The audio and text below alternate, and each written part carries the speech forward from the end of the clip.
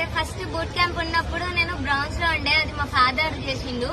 నేను boot camp కి తెచ్చి కూర్చోబెట్టినప్పుడు నేను క్లాస్ విన్న తర్వాత కొన్ని పాయింట్స్ అనేది ఇక్కడ బ్రెయిన్ కి కనెక్ట్ అయ్యి నా ఫ్యూచర్ ఏంటని నా కళ్ళ ముందట కనిపించింది. కాబట్టి నేను డిసైడ్ అయ్యి నేను వర్కింగ్ స్టార్ట్ చేసిన మా ఫాదర్ తో.